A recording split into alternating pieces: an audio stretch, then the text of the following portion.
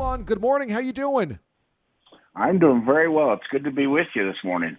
It's really good to have you here on the show, and what an amazing life that you led.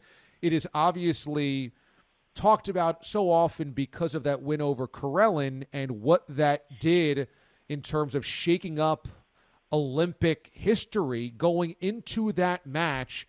You believed in yourself, but could you find anybody else that believed that you would defeat him? Well, I guess my coaches, Steve Frazier was a '84 Olympic champ, so he saw the potential in me.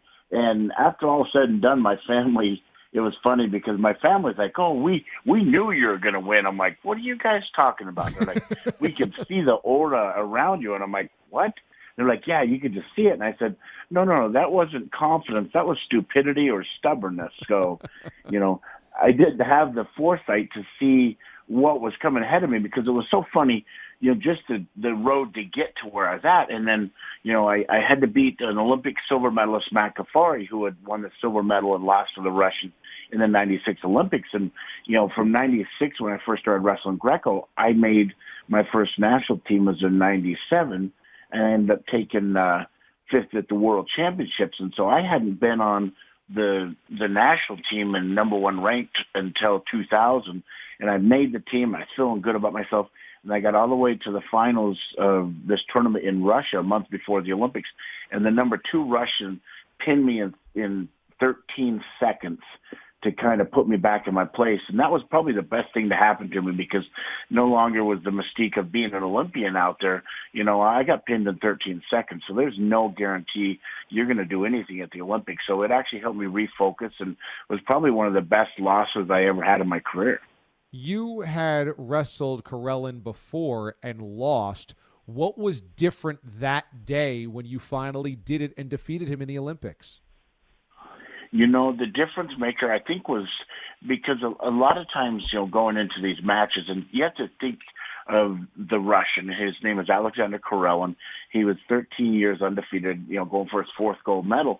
But they called him the experiment because if you look at a human being and you say, okay, who could I put as the villain, the Ivan Drago in Rocky IV, it would be Alexander Karelin. Because you could say, some people said, like Rocky IV, that was a great depiction of Ivan Drago because he was a machine. He was from Russia. He was unbeatable.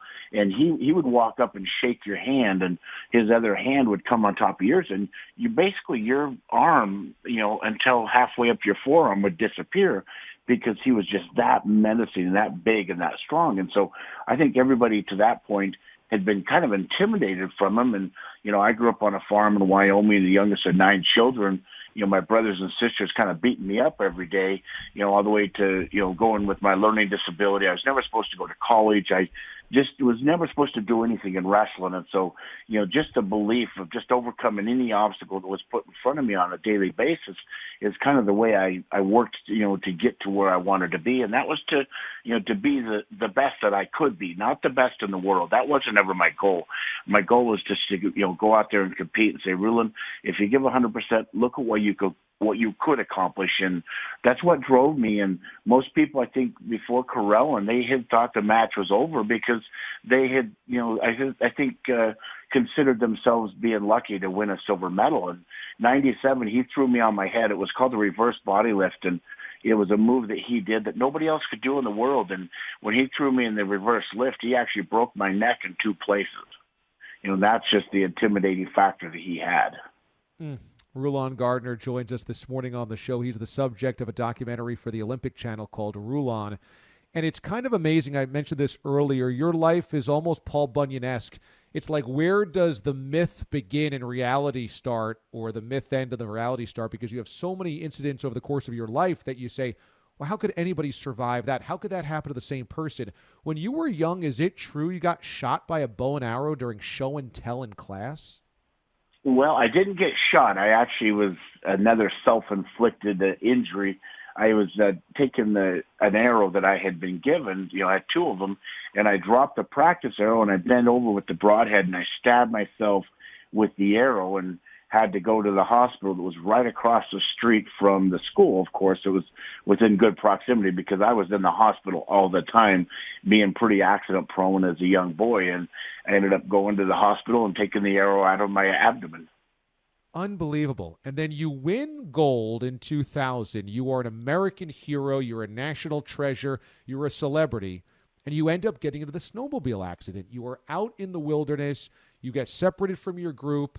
You fall into a lake, and you have to survive 18 hours in the thick of the forest with snow and freezing temperatures, and you end up losing a toe. What were those 18 hours of survival like? Well, if you look at it, I think in life, if you say, "Oh, I'm going to get cold," it's going to be cold tonight. And when you get stranded, you don't know when you're getting picked up. You don't know who's going to be there. You just don't know all the variables, and so you have to just kind of sit there and think, okay, I'm just going to keep making it as long as I can. And I got to a point during the middle of the night where I said, okay, you're probably going to die. You know what? But you're going to fight to live. And your goal is to see the morning. Your goal is to see the sun come up, and you got to try to survive. And ultimately, I did get to see the sun come up. And, at 7:00 in the morning, I got up and I kind of walked down to the river where I had been the night before. And I was thirsty. I took a drink of water, and I just sat down. I remember seeing the stars disappear, thinking, you're dying. And then I heard an airplane come in. He spotted me, and he circled me until the life flight could get there. And it took him 3 hours to get there. And it was a total of 18 hours, and the temperature was between 25 and 30 below zero. And, in that cold temperature, the biggest problem was when I got stranded, I wasn't prepared. I didn't have fire starters.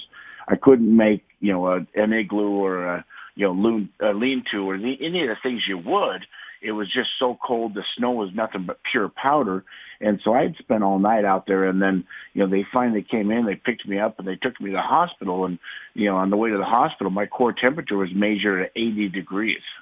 And I got there, and the doctor said, Rulon, you're going to, your feet are going to be cut off. You shouldn't have even made it through that night. So you're just lucky to be alive. And my sister, we call her, Scary Jerry. She's the oldest of the 9, and she's a cardiologist. And she came in and just said simply, Rulon, they tell us you're going to lose your feet. And she went and talked to the doctor, and he said, I just don't think it's going to be good. He's probably never going to wrestle again, never walk. And she said, no, you're going to do everything you can. And, they devised a plan and a strategy to keep my feet. And I ended up losing just the one-toed amputation. I lost the feeling of my feet, but I came back, and my training partner had won the Worlds, and I was now number 2 in America. I couldn't even walk. I, just wasn't the athlete I was. But within 8 months, I came back and beat the reigning world champion, and then, came back in 2004 and made the Olympic team, and came back and won the Olympic bronze medal. I mean, it is so extraordinary, this show of human will that you had to survive that, to lose a toe, and to still compete in an Olympian-type fashion and form, and then win a bronze medal after that 2 years later. What was the feeling of accomplishment like when you win a medal at the Olympics with 9 toes after doctors had said you'll never walk again? Well, I look at it as, all the things that could happen, they're going to happen. And, those are just the kind of the setbacks. But the way I've always looked at it is, you do your best every day in every situation. And, what was bad is I'd beaten the guy earlier. He was from Kazakhstan, and, he's from Russia. Those are the dominant countries in the world, is the former Russian bloc. And so I beat him earlier in February that year, and I was in the semifinals of the Olympics. The score was 1-1 in overtime. It was perfectly my position. And then basically he did a little knee tap and took me down and scored and beat me. And as I came off the mat, a lot of the media came up and they're like, you're a failure, you're a loser, you didn't win your, second gold medal, so you're not a success. I'm like, what are you guys talking about? I said, my goal wasn't just to win the Olympics. My goal was to do my best. And I gave my best effort and I lost. And they're like, well, what are you going to do? I said, I'm going to go and wrestle for a bronze medal. And they were just astonished because for them, success and victory was the only thing that mattered. And for me, it didn't, because I did my best. And you know what? I'd been beaten by my brother all the way through high school till my senior year, who was a year older. And so I was second best kind of all the way through life. But I just kept striving to get better. And, I went out there and I wrestled the Iranian who was 6'9", and I'm only 6'1", so I'm a short heavyweight.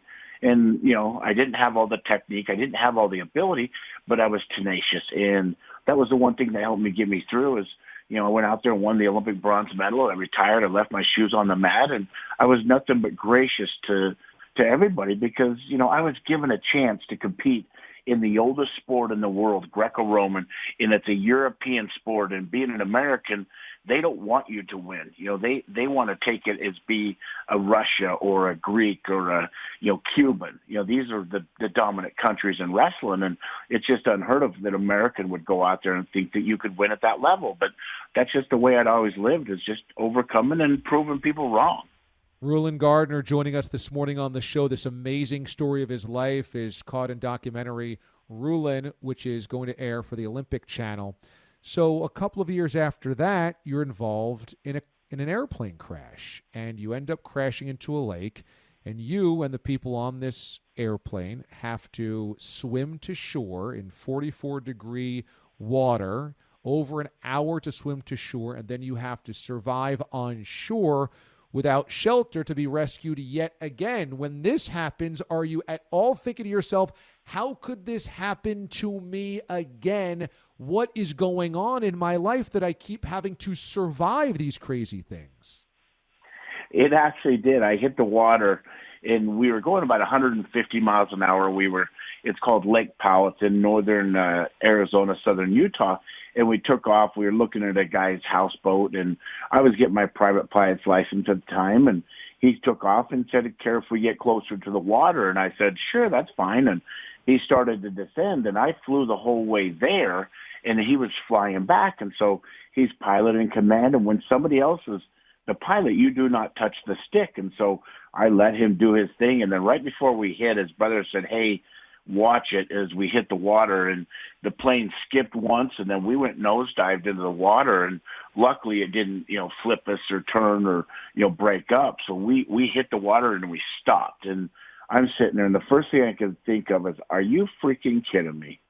I'm like, 5 years ago I was in a perfectly, good snowmobile that I couldn't get out, and now I was in a perfectly good aircraft, and then I'm standing on the window of the aircraft in the doorway, and they're like, "Jump in." And I'm like, "To where?" They're like, "We're going to the beach." And I'm like, "It's a mile plus away." And they said, "It doesn't matter. Let's go."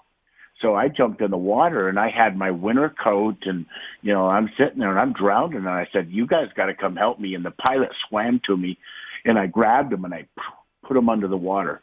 And the first thing he did is he swam as fast and as far away from me as he could get.